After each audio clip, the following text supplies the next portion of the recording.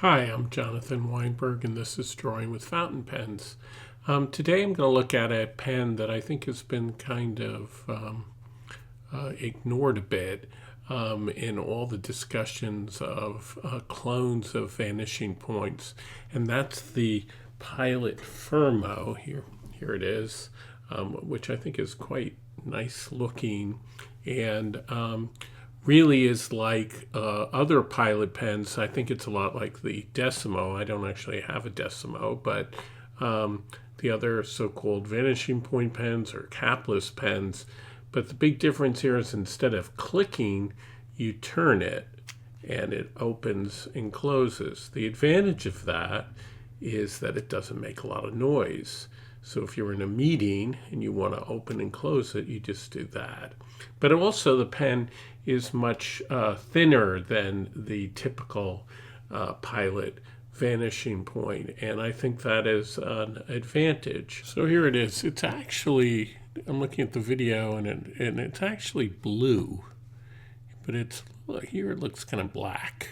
It's a dark blue. I got it in medium. But when you think of the standard Vanishing Point, this is what it looks like, and it's fatter. I have two of them. This looks nicer. I think this is the all black version of the Vanishing Point. But it's a stouter looking pen, and of course it makes this loud clicking sound, which people enjoy, and I suppose you could do this all day and enjoy making that sound. But I could see how if you're in an office and everything, people might find that very annoying. And the Fermo just turns like this and opens and closes very elegantly. And I think that's a nice solution. And also, in terms of the way it's designed, you can see that it is a slimline version. It has this chrome in the front, which I think is nice. And the turn knob, I think in general, it just is a nicer looking pen. And when I hold it in my hand, I actually enjoy this more than the standard Vanishing Point. You know, in Europe, they call this Capless pen. In some ways, the Fermo harkens back a little bit more to an earlier version of the Vanishing Point. I believe this is what the Vanishing Point looked like in the 80s, 90s.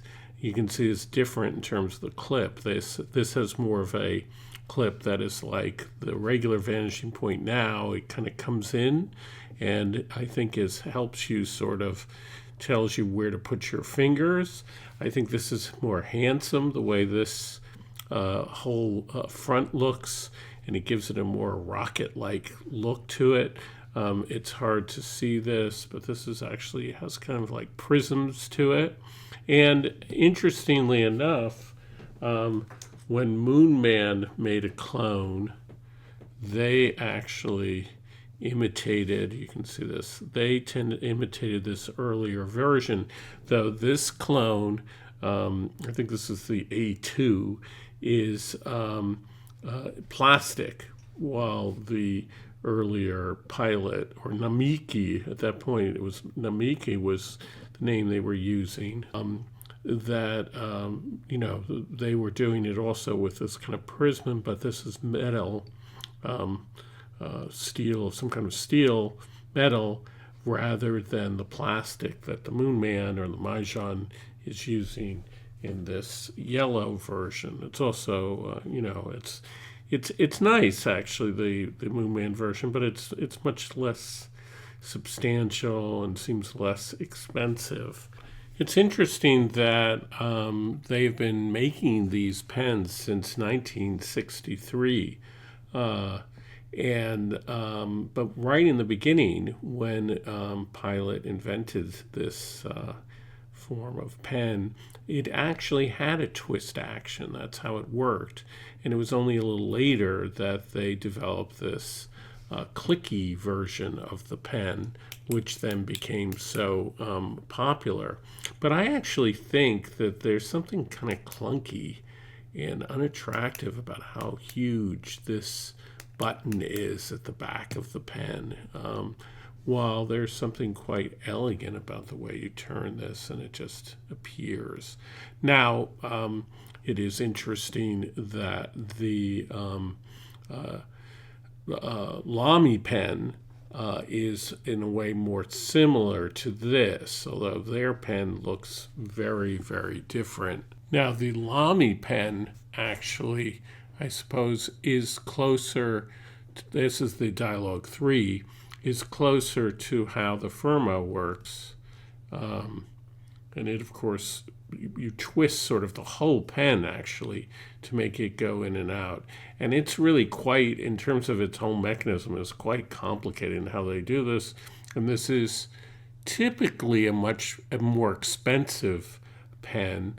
I think it's also very, very elegant as well, but it's very heavy and not as comfortable to write with as I think either of the Vanishing Point or the Fermo.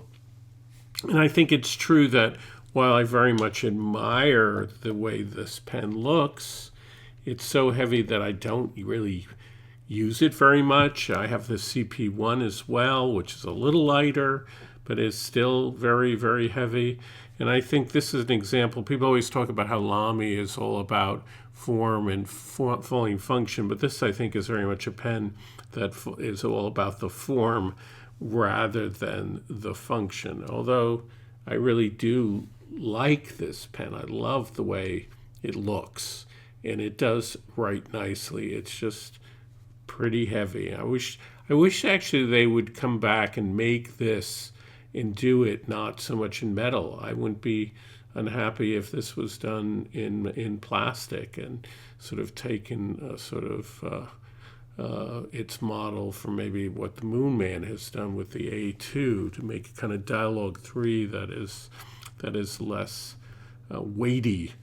Now, the Fermo in every other way is very similar to these other pens, the clones and the original Pilot. Here I have it with, you can see the nib, and here I have it with one of the Con 40 converters. It also obviously takes a Pilot cartridge. Now, the advantage of using a cartridge with these pens is that the cartridge holds a lot more ink than the Con 40 converter. The Con 40 converter is notorious for holding very little ink. You really have to use a syringe to really fill it to get as much ink as you can get it, and even then, you're not getting a lot of ink. So you may want to use a cartridge with this pen. When you use it with a cartridge, they also give you a metal holder that protects the cartridge when you're pushing it in and out with the clicker in the standard Vanishing Point. I don't think that's really as necessary when you're using the Fermo pen. What else can I say about this pen? The other thing that I have noticed, and I will show this when I'm doing the writing sample, I'm going to do a drawing which is geared towards the Superbowl because I decided to draw an eagle and a wolf. Those are the two mascots of the Eagles and the Chiefs. Is that I found that the pen squeaks a bit or sings a little bit when you write with it. And this is an ongoing issue with a lot of the Vanishing Point pens. Supposedly, the more you write with it, the less it squeaks, and eventually the squeak goes away. I think I have noticed that with some of the other pens I have in the line that I've had in it. Nevertheless, I find that kind of annoying, and for a pen that is relatively expensive, we're talking about, by the way, with both the standard Vanishing Point and the Fermo Vanishing Point comes with an 18K nib. If you get one of the Capless pens, they have what they call a special alloy nib. Those can be under $100, and that's a steel nib. But these pens that have the 18K nibs run, depending on where you buy it, if you buy it on Amazon or on eBay, you can get it for well under $200. If you buy it by an American dealer and then have an American warranty, it's going to cost you probably more than $200. So these pens have gold nibs. They don't flex, the nibs, but they do have a kind of bounce to them that you don't find in the steel nibs that come with the clones. And I do not own one of the alloy nibs, so I don't know how that feels. It's supposedly, reportedly, not quite as smooth. It is really quite remarkable how, with such a small nib, what looks like, such a fine nib, even when it's a broad, how smooth that Pilot, how smooth, it is remarkable how smooth these nibs are that Pilot has in these pens, even though they may squeak or sing, given how small these nibs are, how fine they are. Now, one thing also I noticed about the Fermo is that there's a tendency when you turn it, if you don't give it a really good turn, it kind of pops back in. So it wants almost to sort of come back in. And you can see this is what I'm talking about in terms of the nib being so small, and yet it has this sort of tipping, and they do a very good job of making that smooth. Now, one of the interesting things about the the Vanishing Point line, is that in general, or typically, Pilot doesn't sell their nibs separately. You can't get a beautiful, huge nib by Pilot on the market. You have to buy the whole pen. But for some reason, when it comes to the Vanishing Point, they do sell the nibs separately. So you can own a Fermo, and you can get a fine, a medium, or a broad, and switch nibs on it.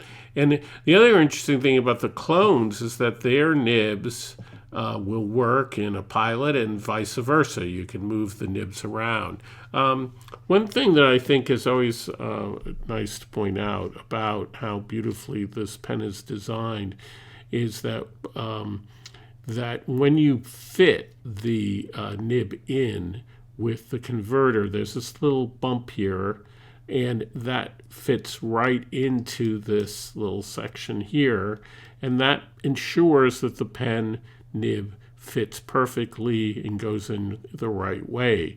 And I think that's very beautifully designed. That has been imitated in the clones. Now, as far as I know, none of the clones so far have made a copy, if we call them clones or emulations or whatever they are. Nobody has copied this action, and it may very likely be because it's still under patent. So how does it write? So it's the Pilot Fermo. It's a medium nib. This is diamine chocolate brown. And this is rhodia paper.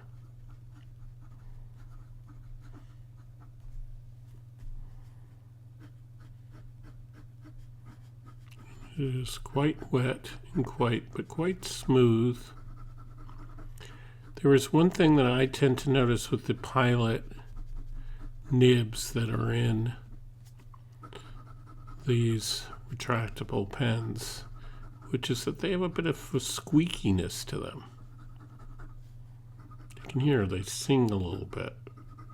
That might be annoying for people. But it's very smooth, particularly for a nib that is so small. and there's a bit of a bounce to it.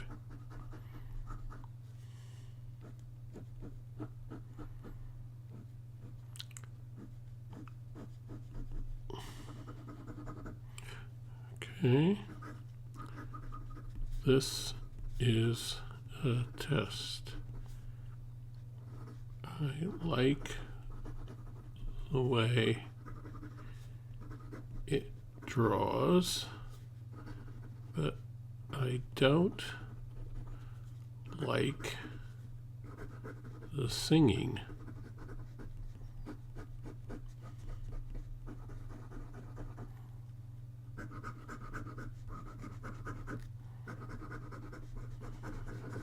Keeps up. Not any reverse writing, however. And for a Japanese medium, it's pretty thick. No line variation.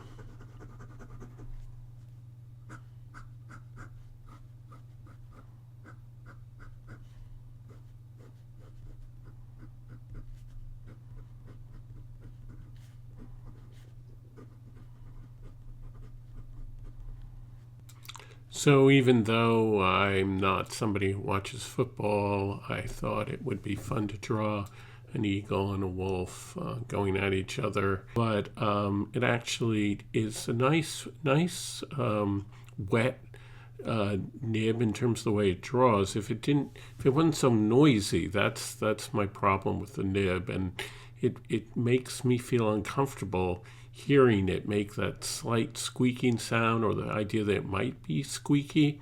In general, I find that the vanishing points have a slightly unpleasant feel to the nibs, I think because they're so thin, and they kind of they have a kind of soft, bouncy quality to them, but they also kind of shake a little bit in the pen. They have a kind of odd feeling to it. So I strongly recommend, if you're thinking of buying one of these pens, to try it out. To try out a pilot. It's not quite the same thing to try out one of the clones to see if you like it. A lot of people love the nibs, but some people don't.